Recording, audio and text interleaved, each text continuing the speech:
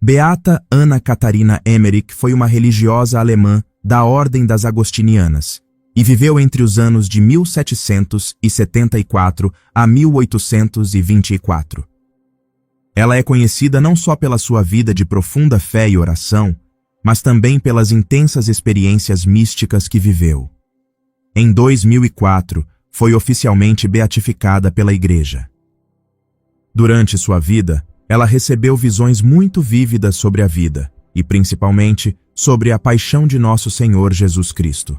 Essas visões, segundo os relatos, aconteciam durante momentos de êxtase espiritual, nos quais ela contemplava detalhes impressionantes da missão de Jesus. Nos últimos anos da sua vida, Ana Catarina foi acompanhada por Clemens Brentano, um poeta e escritor que se converteu ao catolicismo. Ele ficou tocado com as experiências dela e passou a transcrever tudo o que ela narrava, traduzindo do dialeto local para o alemão padrão. Essas transcrições foram feitas com o devido cuidado e, com a aprovação da Igreja, foram publicadas após a morte dela. O primeiro livro dessas visões foi lançado em 1833 com o título A Dolorosa Paixão de Nosso Senhor Jesus Cristo, segundo as meditações de Ana Catarina Emmerich. Essa obra traz descrições muito detalhadas dos sofrimentos de Cristo, incluindo a dramática cena da crucificação. Inclusive, essas visões inspiraram obras como o filme A Paixão de Cristo. Segue agora alguns pequenos trechos descritivos da crucificação, conforme narrados nas visões da Beata.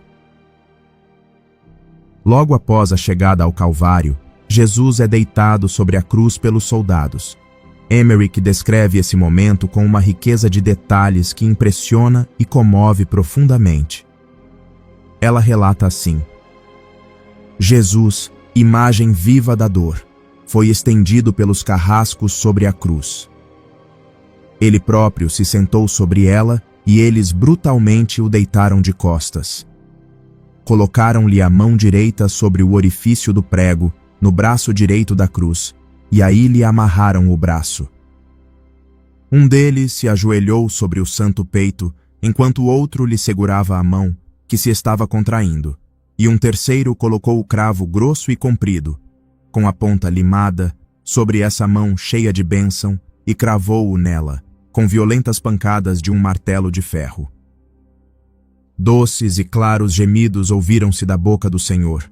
O sangue sagrado salpicou os braços dos carrascos. Rasgaram-lhe os tendões da mão, os quais foram arrastados com o prego triangular para dentro do estreito orifício. Contei as marteladas, mas esqueci na minha dor esse número. Depois de pregarem a mão direita, os carrascos se depararam com um problema técnico. A mão esquerda de Jesus não alcançava o furo preparado na madeira. Emmerich narra com precisão. Eles então amarraram uma corda ao seu braço esquerdo e puxaram violentamente, deslocando totalmente seus ombros e articulações para esticá-lo até o lugar do segundo prego. A descrição é quase difícil de ouvir e ainda mais difícil de imaginar. Ela continua dizendo que essa tração cruel fez com que os ombros violentamente distendidos formavam grandes cavidades axilares. Ou seja, os ombros ficaram tão deslocados, tão abertos, que criaram buracos visíveis debaixo dos braços, um nível de sofrimento físico absolutamente inimaginável. E mais uma vez, os carrascos ajoelham-se sobre o corpo de Jesus para mantê-lo imóvel, e então pregaram o segundo cravo na mão esquerda. Jorrou alto o sangue e ouviram-se os agudos gemidos de Jesus por entre as pancadas do pesado martelo. Os braços do Senhor estavam tão distendidos que formavam uma linha reta.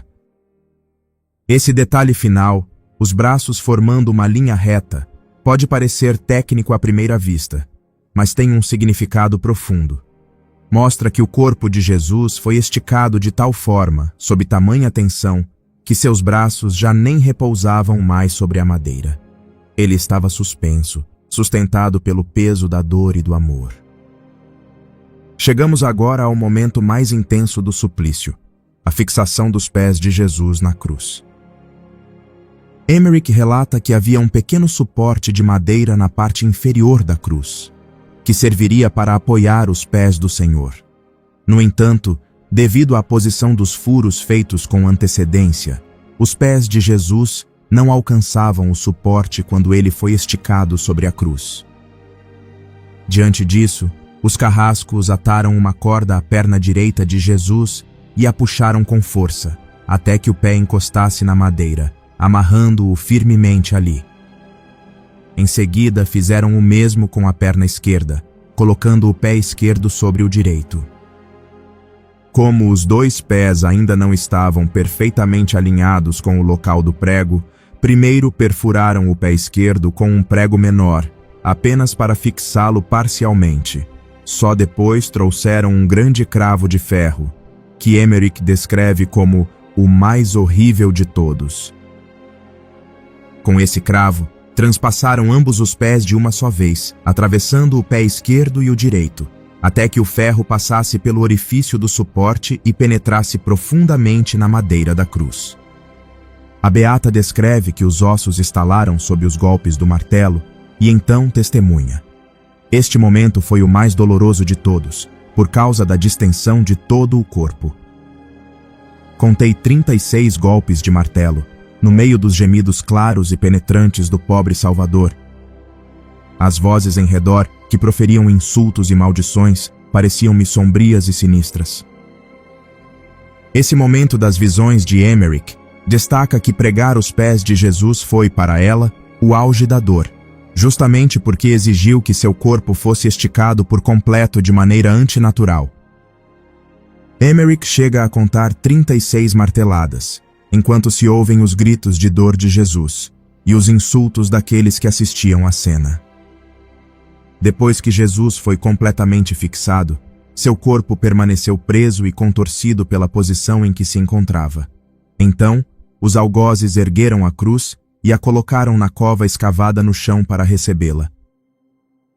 Emerick relata que no momento em que a cruz foi levantada e caiu com força na fenda da rocha, houve 1 minuto de silêncio absoluto, como se toda a criação tivesse ficado em suspenso.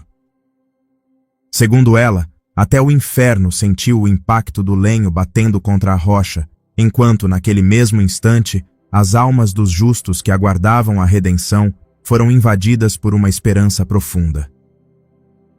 Logo em seguida, de Jerusalém, ouve-se o som das trombetas vindas do templo, marcando o início do sacrifício pascal, um momento da liturgia judaica que coincidia providencialmente com a crucificação de Jesus. A própria Emerick anota a hora aproximada desse evento. Observando a posição do sol, ela indica que seria por volta de 12:15 quando a cruz foi erguida. Esse sincronismo entre a imolação do Cordeiro Pascal no templo e a crucificação de Cristo é fortemente enfatizado em suas visões. Emerick sublinha essa correspondência como um sinal do caráter sacrificial e redentor da morte de Jesus. Após horas de sofrimento, Jesus então levantou os olhos ao céu, deu um grito forte e disse: "Tudo está consumado." Depois, com indescritível ternura e poder, exclamou: "Pai, em tuas mãos entrego o meu espírito." E inclinou a cabeça. Estava morto. Madalena gritou ao ver Jesus inclinar a cabeça e morrer, e depois tombou ao chão, sem forças. João e algumas mulheres a ampararam. Ela não queria sair dali. Dizia que só a morte poderia separá-la do corpo de seu mestre. A Virgem Mãe caiu de joelhos e estendeu os braços como se quisesse amparar o filho. Ela viu e sentiu sua alma sair do corpo. Seu rosto tornou-se ainda mais pálido, mas ela permaneceu em pé, sem gritar, sem chorar, apenas com o olhar fixo em Jesus morto, em silêncio absoluto. João a sustentava com as mãos. Emerick cita: "Ao morrer Jesus, vi uma grande luz sair dele e penetrar a terra. Um abalo sacudiu o Monte Calvário, rachaduras abriram-se nas pedras, e a terra escureceu repentinamente. Vi o Espírito de Jesus descer ao limbo para anunciar a salvação aos justos que aguardavam." Um dos pontos que mais chamam a atenção nas visões de Anna Catarina Emmerich é como ela liga a crucificação de Jesus com imagens do Antigo Testamento. Quando a cruz é levantada no Calvário, Emmerich compara essa cena à árvore da vida no paraíso. Ela diz que no momento em que a cruz foi plantada no chão, 4 rios de graça jorraram das chagas de Jesus sobre a terra, como se estivessem renovando tudo. Para ela, aquilo foi o começo de um novo jardim do Éden, mas agora com a humanidade redimida por Jesus, o novo Adão. Essa imagem faz referência ao livro do Gênesis, onde aparecem a árvore da vida e os 4 rios que irrigavam o jardim. Emmerich entende que Jesus, ao se entregar na cruz, traz uma vida nova para todos nós, assim como a árvore da vida trazia vida no começo da criação. Ela também fala sobre outro momento muito simbólico. Quando Jesus é levantado na cruz, no mesmo instante, os sacerdotes no templo tocam as trombetas para anunciar o início do sacrifício pascal. Emmerich vê isso como um sinal claro. Jesus é o verdadeiro Cordeiro Pascal, e tudo aquilo que os antigos ritos simbolizavam agora se realiza de forma completa com ele. Ela conta ainda que nesse momento, algumas pessoas que estavam lá se lembraram das palavras de São João Batista. Eis o Cordeiro de Deus, ao olharem para Jesus na cruz.